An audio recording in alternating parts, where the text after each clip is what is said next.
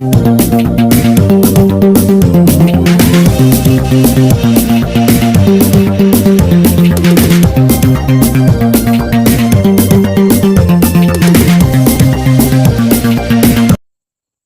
हिंद। चलिए आज हम समझते हैं ये डीजल इंजन और पेट्रोल इंजन क्या होते हैं, इनमें क्या अंतर होते हैं, और इंजनों में 2 स्ट्रोक 4 स्ट्रोक या ये जो कहा जाता है गाड़ी इतने सीसी का है, इंजन इतने सीसी का है, ये क्या होता है। फिजिक्स का यह चैप्टर बहुत इंपॉर्टेंट है पढ़ाई की दृष्टि से और नॉलेज की दृष्टि से भी, क्योंकि हमारे दिमाग में सवाल उठते रहते हैं इंजन कैसे काम करता है। चलिए मैं बताता हूँ।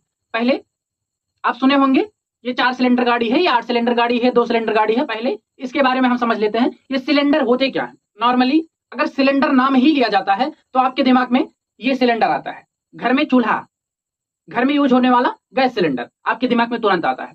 सेम सिलेंडर मतलब एक खोखली जगह, एक खोखला बर्तन, सेम इसी टाइप का, इसे ही सिलेंडर कहा जाता है। तो इसका यूज इंजन में कहां होता है मैं बताता हूं। देखिए ये आप देख रहे हैं ना, ये है सिलेंडर, यह इंजन का सिलेंडर है। सेम सिलेंडर का मतलब ही एक खोखली जगह है। अब इंजन का सिलेंडर समझने के लिए आप इस सिरिंज को समझिए, जो डॉक्टर यूज करता है सुई लगाने के लिए, इंजेक्शन लगाने के लिए।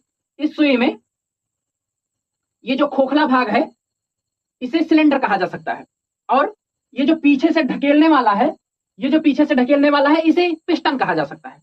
सेम इसी प्रकार से इंजन में भी होते हैं। देखिए इस टाइप का इंजन होता है। इस इंजन में ये है सिलेंडर, ये ऊपर से पिस्टन लगा है। अब आप सिलेंडर समझ गए, मतलब एक खोखली जगह जिसमें पिस्टन लगा होता है उसे सिलेंडर कहा जाता है। अब इसमें काम कैसे करता है तो देखिए, इधर से फ्यूल आता है, इधर से फ्यूल आया, ये जब फ्यूल आया तो इस खोखली जगह में भर गया, इस खोखली जगह में भर गया, और जब भरा तो ये पिस्टन बिल्कुल नीचे दब गया। फिर जब नीचे गया तो एक बार ये क्रैंक घूमा, एक बार क्रैंक के घूमने के बाद फिर ऊपर उठा, तो ये कंप्रेस कर दिया उस ऑयल को, उस फ्यूल को बिल्कुल कंप्रेस कर दिया, यानी खूब दबा दिया, जिससे वह गर्म हो गया। और ऊपर ये एक प्लग लगा होता है, बाइक चलाने वाले सब प्लग के बारे में जानते होंगे। तो ये प्लग हल्की सी चिंगारी दे दिया, जिससे इसमें आग लगी, और आग बहुत तेजी से भड़ाम से लगी, पावर दे दिया। फिर एक बार बहुत तेजी से नीचे आया, उसके बाद फिर बहुत तेजी से ऊपर उठा और एग्जॉस्ट हो गया, यानी जो वेस्ट था वह निकल गया। ये होता है 4 स्ट्रोक। एक बार फ्यूल आया, फिर ये घूमा, फिर ऊपर गया, फिर घूमा, फिर ब्लास्ट हुआ, फिर दबाया, फिर घूमा, फिर एग्जॉस्ट निकला। यानी एक बार फ्यूल आया तो 4 बार घूमा, इसे ही 4 स्ट्रोक कहा जाता है। अब 2 स्ट्रोक क्या होता है, तो एक बार फ्यूल आया तुरंत यह ब्लास्ट हुआ, और यह एक बार घूमा, फिर ऊपर गया, एग्जॉस्ट हुआ, इसे 2 स्ट्रोक कहा जाता है। अब 4 स्ट्रोक में जो होता है इसमें फ्यूल कम लगता है, क्योंकि एक बार फ्यूल आने से 4 बार घूमता है। 2 स्ट्रोक में एक बार फ्यूल आया, एक बार निकला, यानी 2 बार घूमा। तो 2 स्ट्रोक गाड़ियों में ज्यादा फ्यूल लगते हैं और 4 स्ट्रोक गाड़ियों में कम फ्यूल लगते हैं। लेकिन 2 स्ट्रोक वाली गाड़ियों में ज्यादा पावर होता है, क्योंकि इसमें एक ही बार फ्यूल आता है, पावर स्ट्रोक से देता है, उसके बाद फिर एक एग्जॉस्ट होता है, फिर पावर एग्जॉस्ट, पावर एग्जॉस्ट। लेकिन 4 स्ट्रोक वाले इंजन में एक बार फ्यूल आया, उसमें हल्का प्रेशर रहा, हल्का बल लगा, उसके बाद फिर गया, फिर हल्का बल लगा, बस एक बार फ्यूल में ब्लास्ट हुआ, जिससे पावर से बल लगा, अच्छे से घूमा, उसके बाद फिर नॉर्मल बल, कम बल, कम बल, कम बल, यानी 3 बार बहुत नॉर्मल घूमता है, एक बार ब्लास्ट होके। इसमें एक बार blast exhaust, blast exhaust, power exhaust, power exhaust, जिससे 2 स्ट्रोक में ज्यादा पावर होता है। तो आप सिलेंडर और पिस्टन दोनों समझ गए। अब हम समझते हैं ये सीसी क्या होता है। जैसे अपाची आती है 250 सीसी की, 150 सीसी के बुलेट आते हैं, पल्सर 150 सीसी का आता है, नॉर्मल गाड़ियां 100 सीसी 120 सीसी की होती है। सीसी क्या होता है, तो सीसी का मतलब सीसी नहीं, सीसी का मतलब सीसी नहीं, सीसी का मतलब क्यूबिक सेंटीमीटर। अगर आप मैथ का थोड़ा सा भी पार्ट पढ़े होंगे, 8-9 तक भी पढ़े होंगे, या कंपटीशन में पढ़ रहे होंगे, तो आपको पता होगा कि किसी चीज का जब आयतन निकालते हैं तो उसमें लंबाई गुणे चौड़ाई गुणे ऊंचाई करते हैं। जैसे इस घन का अगर आयतन निकालना है तो आप क्या करेंगे, लंबाई गुणे चौड़ाई गुणे ऊंचाई। जिसके लिए जैसे लंबाई 4 सेंटीमीटर है, चौड़ाई 5 सेंटीमीटर है, और ऊंचाई 5 सेंटीमीटर है, तो इसका आयतन कितना होगा, 4 गुणे 5 गुणे 5, यानी 4 पंचे 20 पंचे 100 सेंटीमीटर क्यूब। मतलब ये सेंटीमीटर क्यूब, मतलब तीनों में सेंटीमीटर लगा था, तो सेंटीमीटर गुणे सेंटीमीटर गुणे सेंटीमीटर क्या हो गया, सेंटीमीटर क्यूब हो गया। हो गया ना। अगर आपको इंग्लिश में लिखना होगा तो आप कैसे लिखेंगे, क्यूबिक सेंटीमीटर। क्या लिखेंगे, क्यूबिक सेंटीमीटर, अगर मैथ में लिखना होता है तो सेंटीमीटर के ऊपर क्यूब लगा देते हैं, पावर 3 लगा देते हैं, उसे ही क्यूब कहा जाता है। अगर आपको इंग्लिश में लिखना है तो कैसे लिखेंगे, क्यूबिक सेंटीमीटर। तो इतना बड़ा लिखने से अच्छा, क्यूबिक सेंटीमीटर लिखने से अच्छा सीसी लिख देते हैं, उसे ही सीसी कहा जाता है। मतलब आपके जो सिलेंडर है उसकी क्षमता कितनी है, उसका आयतन कितना है, उसे ही सीसी कहा जाता है। अगर बड़ा सिलेंडर होगा ज्यादा फ्यूल आएगा, ज्यादा प्रेशर से जाएगा, तेज नाचेगा, ज्यादा बलशाली होगा, ज्यादा लोड ढोएगा, इसे ही सीसी कहा जाता है। सिलेंडर में जितने फ्यूल आएंगे, जितना ज्यादा उसका आयतन होगा, उतने ही सीसी का वो होगा। अब सीसी भी आप समझ गए। अब हम समझते हैं डीजल इंजन और पेट्रोल इंजन में क्या अंतर होता है। तो पेट्रोल इंजन जो होता है, इसमें जब फ्यूल आता है तो फ्यूल के साथ साथ ऑक्सीजन भी यानी हवा भी आती है। आप बाइकों में देखे होंगे एक खुली पाइप लटका दी जाती है, पाइप जो होती है वो खुली होती है, उससे हवा जाता है। कुछ लोग सोचते हैं नई बाइक आई है और इसका पाइप निकल गया है कहीं से, लेकिन ऐसा नहीं होता। मैं भी पहले सोचता था कि एक पाइप निकली हुई है, कहीं लगी थी निकल गई है, लेकिन ऐसा नहीं होता। वो पाइप हवा लेने के लिए खोल कर रखी ही जाती है। तो पेट्रोल इंजन में ये हवा और फ्यूल एक साथ जाते हैं, लेकिन जो डीजल इंजन होता है उसमें पहली बार केवल हवा ही जाता है।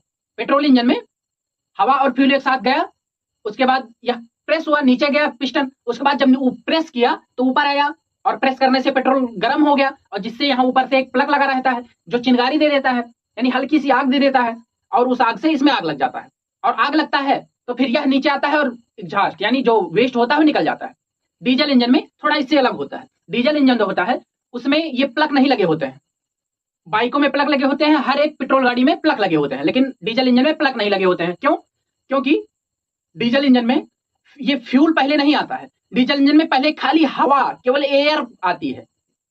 एयर के लिए कंप्रेसर लगा होता है, अभी उसके बारे में बताते हैं। तो हवा केवल आती है और फिर हवा से प्रेस होता है, ये पिस्टन नीचे जाता है और फिर ऊपर आता है, तो हवा काफी प्रेस हो जाती है और गर्म हो जाती है। गर्म कैसे होती है? जैसे आप प्रेशर कुकर देखे होंगे जिसमें दाल पकाई जाती है, वह बंद होता है, उसमें प्रेशर बनता है, तो इसी कारण वह बहुत जल्दी पक जाती है। इसी प्रकार जब यह प्रेस होता है तो हवा गर्म हो जाती है और ऊपर से फुच्च से डीजल छिड़क दिया जाता है और उसी गर्म हवा से वह जल जाता है। लेकिन पेट्रोल इंजन में चिंगारी देना पड़ता है और डीजल इंजन में जल जाता है। डीजल इंजन की ताकत बहुत ज्यादा होती है। तो यह मेन अंतर होता है डीजल और पेट्रोल इंजन में। अब देखिए, जब इंजीनियरों ने इसको बनाया तो भाई जो हवा आती है वो अपने आप तो आएगी नहीं। अगर अपने आप हवा आ जाती तो ये ब्लास्ट करने की जरूरत क्या थी? केवल हवा से ही कंप्रेस करके इसको चला दिया जाता। लेकिन हवा को लाने के लिए एक कंप्रेसर का लगाना पड़े, एक मशीन लगानी पड़ती है। तो उस मशीन को चलाने के लिए पहले इंजन से जोड़ दिया जाता था, तो इंजन पे लोड पड़ता था। इंजीनियरों ने सोचा कि इसमें कहीं दिमाग लगा लें कि ये इंजन से ना चलाना पड़े, जिससे इंजन पे कम लोड पड़ेगा, केवल बाइक मतलब केवल गाड़ी ही चलानी पड़ेगी, टायर को घुमाना पड़ेगा। तो इन्होंने दिमाग लगाया कि ये जहां से इसका एक झांस निकलता है धुएं के रूप में और वेस्ट के रूप में, वहीं क्यों ना एक पंखी लगा दी जाए। पंखी मतलब टरबाइन टाइप का। टरबाइन टाइप का अगर वहीं लगा दिया जाता है तो ये उसी धुएं से घूमने लगेगा, और जब ये घूमेगा तो यहां से, जैसे यहां से घुस रहा है हवा, उसी से के शाफ्ट से जोड़कर एक और पंखी वहां लगा दी जाए जहां से हवा अंदर जा रही है, तो ये बाहर निकालेगा और ये अंदर खींचेगा। तो इसी के सहारे ये भी नचेगा, यहां से अंदर जाएगा, उसके बाद फिर यहां से निकलेगा, यहां से अंदर जाएगा, यहां से निकलेगा। गजब का दिमाग लगाया। और जहां से एग्जॉस्ट निकलता था वहीं एक पंखी लगा दिया और उसी से शाफ्ट से जोड़कर एक दूसरी पंखी जहां से अंदर जाती थी हवा वहां भी लगा दिया। तो ये घूमती है तो बाहर निकालती है, और उसी के सहारे ये घूमती है तो इसको अंदर खींच लेती है, इसी के सहारे हवा जाता है, उसके बाद वहां फ्यूल जलता है, उसके बाद फिर एग्जॉस्ट बाहर निकलता है। इसीलिए आप देखे होंगे बड़ी लोडेड ट्रक गाड़ियां या ट्रेन आराम से बंद नहीं किए जाते, क्योंकि जब आप देखेंगे कि जब ये हवा देगा तभी तो अच्छे से गाड़ी चलेगी, ज्यादा ऑक्सीजन की जरूरत होती है। यही कारण है कि ऊंचाई पर लोग कहते हैं कि माउंट एवरेस्ट के ऊपर या बड़े बड़े पहाड़ों के ऊपर हवाई जहाज नहीं जा सकते। क्यों नहीं जा सकते? क्योंकि वहां ऑक्सीजन नहीं मिलता है। यही कारण है। ऐसा नहीं है कि उसके ऊपर नहीं जा पाएंगे, ये तो काफी ऊपर उड़ जाएंगे, उड़ने में थोड़ी ना दिक्कत है, बस हवा होनी चाहिए। इनको, इनके इंजन को चलाने के लिए ऑक्सीजन होना चाहिए। अब आप ये मत कहिए कि रॉकेट कैसे चला जाता है। रॉकेट इंजन दूसरा होता है, मैं आपको बता चुका हूं एक वीडियो में। रॉकेट इंजन में ऑक्सीजन सिलेंडर में भर के रख दिया जाता है, वह उस ऑक्सीजन से चलता है। लेकिन ये जो एरोप्लेन हवाई जहाज होते हैं इनमें ऑक्सीजन नहीं रखा जाता है, इनको चलाने के लिए वायुमंडल से ऑक्सीजन लेते हैं।